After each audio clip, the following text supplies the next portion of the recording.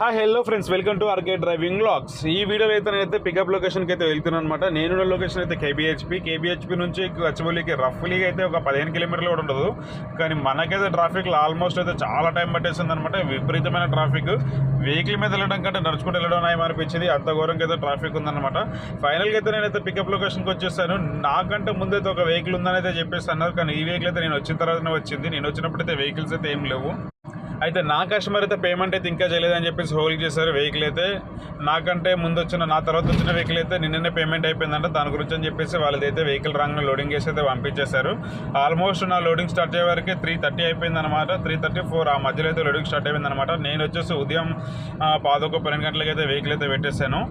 Last time మనం చివరిసారి కొట్టిన ట్రిప్ అయితే గచ్చిబౌలి టు ఖమ్మం అనమాట. 4 days గ్యాప్ తర్వాత కూడా మనకి సేమ్ లొకేషన్ నుంచి సేమ్ డ్రాప్ వచ్చింది. సేమ్ ట్రిప్ అనమాట. మెట్రో కూడా సేమ్ అనమాట. ఆల్మోస్ట్ మన వీడియోస్ ఫాలో అవుతున్న వాళ్ళకైతే తెలుసు. ప్రైస్ కూడా సేమ్ ప్రైస్ అనమాట. అన్నీ సేమ్ ఉన్నాయి కావచ్చేమో. వర్షం కూడా ఇక సమయానికి పడిపోయింది. లాస్ట్ టైం దర్శనం అయితే తడలేదు. పోయినసారి అయితే మొత్తం చెరువులో మురిగినట్టు అయిపోయింది. ఈసారి అయితే మరీ అంత కాలేదు, కానీ కొంచెం అయితే తడిచిపోయినా.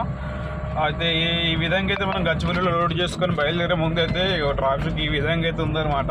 నాకు ఓవరాల్ ఎక్కడానికి కూడా ఓవర్ పక్కన ఉంది. నేను రఫ్లీ 1/2 కిలోమీటర్ కూడా లేదు, కానీ అది ఎక్కడానికి కూడా నాకు ఒక 15 నిమిషాల వరకు సమయం అయితే పట్టేసింది.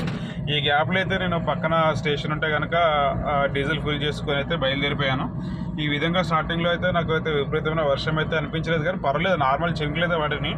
కానీ వెహికల్ అలా ముందుకెళ్తున్న కొద్దిగా అయితే విపరీతమైన వర్షం అయితే పడిపోయింది. ఆల్మోస్ట్ డోర్లన్నీ క్లోజ్ చేసుకోవాల్సిన పరిస్థితి వచ్చింది.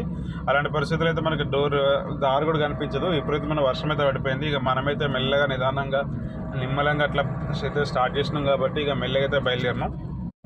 చూస్తే మీకు అర్థమవుతుండొచ్చు వర్షం ఎంతగా ఘోరంగా ఉందని. అందరూ పార్కింగ్ లైట్స్ వేసుకొని వెళ్తున్నారు. మీకు కనిపిస్తుందా? ఓవరాల్ మీద అందరూ కూడా పార్కింగ్ లైట్స్ వేసుకొని వెళ్ళిపోతున్నారు. సగం దూరం వెళ్ళిపోయిన తర్వాత వర్షం అయితే తగ్గినట్టు అనిపించింది, కానీ మళ్ళీ ఇంకొంచెం దూరం వెళ్ళిన తర్వాత వర్షం అయితే స్టార్ట్ అయిపోయింది. ఈ విధంగా వర్షం అయితే ఆగుతూ కురుస్తూ ఇక ఒక మోస్తారులో అయితే ఇక ఆడేసుకుందనమాట. మనమైతే ఇక రోడ్డు కూడా తడుచున్నాయి కాబట్టి మనమైతే మెల్లగా వెళ్ళిపోయాను స్లోగా. ఈ విధంగా నేను బయలుదేరే వరకు ఆల్మోస్ట్ 5:30 అయినట్టుంది సమయం. నేను అంత సరిగ్గా చూసుకోలేను. మనం రీచ్ అయ్యే వరకు ఎగ్జాక్ట్లీ 10 అయిపోయింది అనమాట.